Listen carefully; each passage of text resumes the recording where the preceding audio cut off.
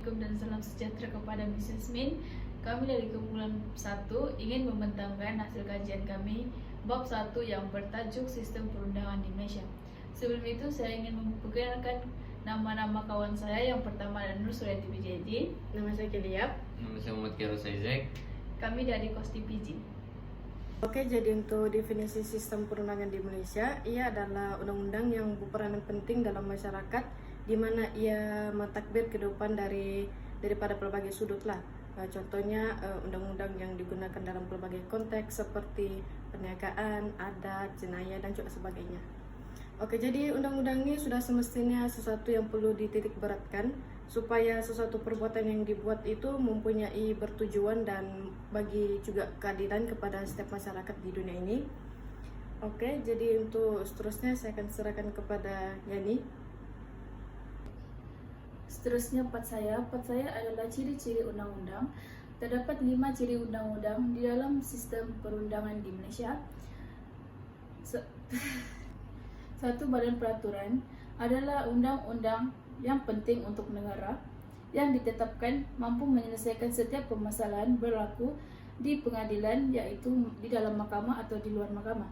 Seterusnya, kedua, merangkumi tingkah laku dan etika moral manusia adalah kesopanan dan kesusilaan, merupakan 5 rukun negara merangkumi aspek moral daripada individu, masyarakat dan negara. Bermaksud undang-undang yang ditetapkan menjadi individu lebih berdisiplin, patuh peraturan dan membina solasi seseorang. Ketiga adalah penguatkuasaan undang-undang. Undang-undang yang ditetapkan seharusnya dikuatkuasakan untuk kesemua masyarakat bagi memastikan undang-undang tersebut berfungsi dengan baik dan digunakan pakai dalam negara.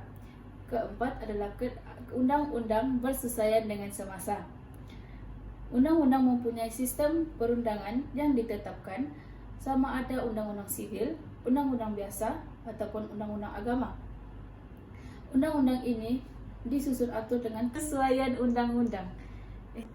Seterusnya part saya adalah ciri-ciri undang-undang, yang terdapat 5 ciri-ciri undang-undang dalam sistem perundangan di Malaysia. Yang pertama adalah satu, badan peraturan. Satu, badan peraturan ini adalah menyelesaikan setiap permasalahan yang berlaku sama ada di dalam mahkamah ataupun di luar mahkamah. Yang kedua adalah tingkah laku dan etika moral manusia. Terdapat 5 rukun negara di dalam Malaysia. Yang pertama adalah kepercayaan kepada Tuhan, kesetiaan kepada raja dan negara, keluhuran perlembagaan, kedaulatan undang-undang dan kesopanan dan kesusilaan. Okey, yang keempat adalah undang-undang bersesuaian dengan keadaan semasa. Yang ditetapkan sama ada undang-undang sivil, undang-undang biasa ataupun undang-undang agama. Sebagai contoh, jenayah mempunyai undang-undang hak yang tersendiri. Okey, kelima adalah undang-undang yang adil dan saksama. Memastikan seluruh undang-undang diikuti oleh setiap individu kepada undang-undang yang ditetapkan. Terdapat 3 sistem perundangan di Malaysia. Yang pertama adalah undang-undang awam. Undang-undang awam ini adalah mentadbir hubungan antara individu dan negara ataupun pihak kerajaan. Sebagai contoh, undang-undang perlembagaan dan undang-undang jenayah. Okey, kedua adalah undang-undang persendirian. Undang-undang persendirian ini adalah menghubungkan individu dan individu. Contohnya, pihak peguam dengan pihak yang didakwa. Yang ketiga adalah undang-undang antarabangsa. Undang-undang antarabangsa ini merupakan undang-undang yang mengawal dan menghubungkan negara-negara lain. Contohnya, dia terbagi kepada 2. Yang pertama adalah persendirian, yang kedua adalah awam. Oke, kemudian bagi sumber-sumber undang-undang, ia terbagi kepada 2, yaitu sumber bertulis dan tidak bertulis. Jadi untuk sumber bertulis ini, dia merujuk kepada undang-undang yang digubal oleh badan legislatif. Ia dikenali sebagai sumber bertulis karena ia dinyatakan secara spesifik dan juga secara ditulis. Oke, jadi untuk yang pertama adalah Perlembagaan Persekutuan, yang merupakan undang-undang tertinggi di Malaysia.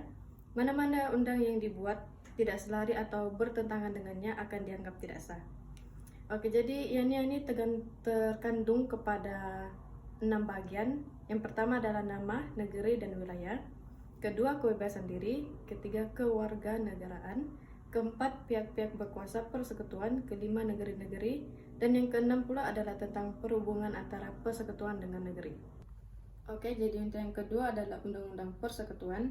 Ini merujuk kepada undang-undang yang dibuat dan diluluskan oleh parlemen yang dikenali sebagai Akta. Jadi undang-undang ini dikenali sebagai Undang-Undang Kontrak dan Undang-Undang Syarikat. Jadi untuk yang ketiga adalah Undang-Undang Negeri. Ini merujuk kepada undang-undang yang dibuat dan diluluskan oleh Dewan Undangan Negeri, yaitu Enactment Undang-Undang Keluarga Islam Kelantan. Jadi untuk yang keempat adalah Undang-Undang Subsidi atau lebih dikenali sebagai subordinat, adalah undang-undang yang dibuat dan diluluskan oleh pihak-pihak dan badan-badan tertentu, seperti menteri atau pihak berkuasa tempatan di bawah kuasa yang diberi padanya oleh akta-akta parlimen dan enactment, untuk mencipta, memansu, dan melaksanakan undang-undang kepada situasinya. Jadi untuk yang kelima ada pelembagaan negeri. Selain daripada pelembagaan persekutuan, setiap negeri di Malaysia mempunyai pelembagaan negeri masing-masing yang ditakbirkan oleh Dewan Undangan Negeri. Terdapat 13 pelembagaan negara yang diperuntukkannya. Antaranya adalah berkenaan tentang keuangan. Raja hendaklah bertindak atas apa yang nasihat Majlis Musyawarah berikan. Oke, jadi seterusnya adalah tentang sumber tidak bertulis. Ia bermaksud undang-undang ini bukan sumber dari parlimen, Dewan Undangan Negeri, pelembagaan persekutuan, dan pelembagaan negeri.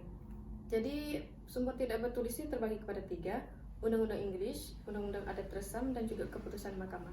Jadi bagi Undang-Undang Englishnya pula, ia adalah dengan adanya akta sipil, kekosongan dalam Undang-Undang Tempatan terisi dengan prinsip Undang-Undang English.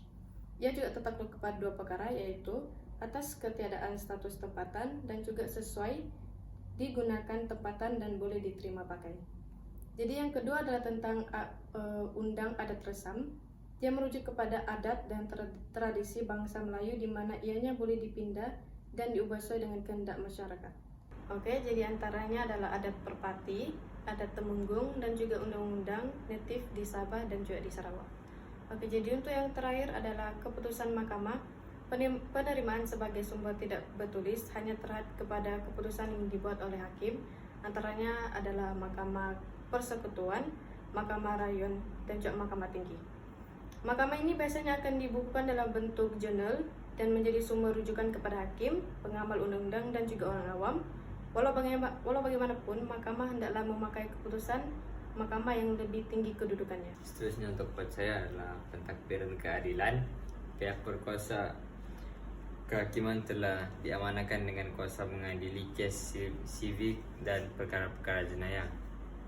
Sistem kehakiman di Malaysia terbahagi kepada 2, yaitu Mahkamah Sivik dan Mahkamah Syariah. Kemudian Mahkamah Persekutuan, Hakim Besar Mahkamah Tinggi Malaysia, Mahkamah Tinggi Sabah, dan Mahkamah Tinggi Sarawak. 3. Seterusnya Mahkamah Persekutuan terbagi kepada 3, yaitu Hakim Besar Mahkamah Tinggi Malaya, Sabah, dan Sarawak. Seterusnya Mahkamah Rayuan ditubuhkan pada 24 Jun 1994, adalah Akta Pindaan Perlembagaan 1994 yang diketuai oleh Presiden Mahkamah Rayuan. Ya.